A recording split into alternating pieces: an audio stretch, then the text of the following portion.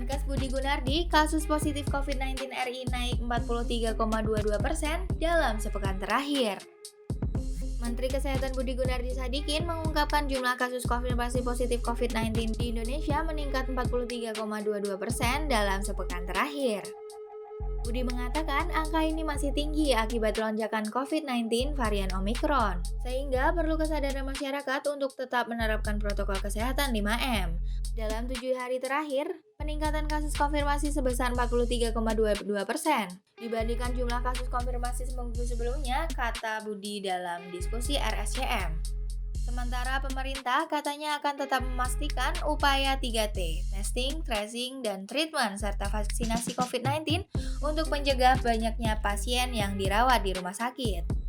Kemenkes juga meminta Dinas Kesehatan Provinsi dan Kabupaten serta seluruh direktur rumah sakit untuk menjamin keberadaan tenaga kesehatan di tempat pelayanan kesehatan di daerahnya, ucapnya.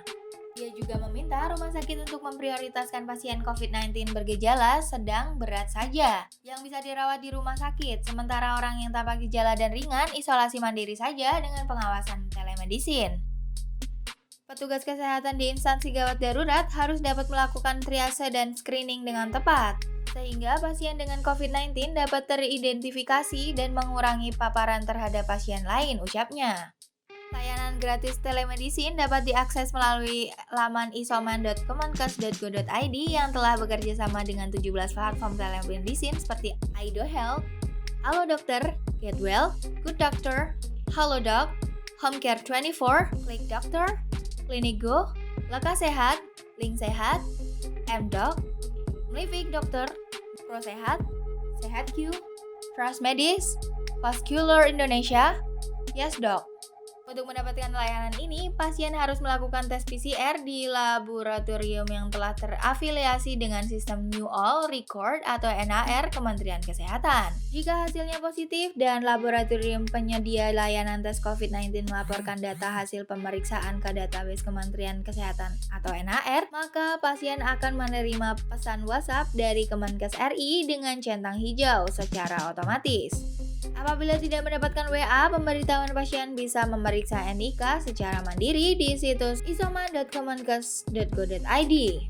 Setelah dapat WA pemberitahuan, pasien bisa melakukan konsultasi secara online dengan dokter di salah satu dari 17 layanan telemedicine.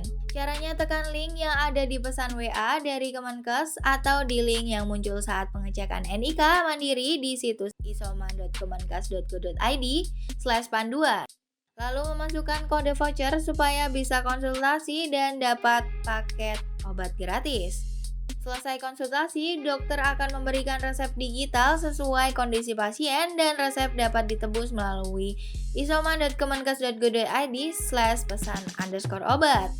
Hanya pasien dengan kategori layak isoman atau dengan kondisi tanpa gejala atau ringan yang akan mendapatkan obat dan vitamin secara gratis.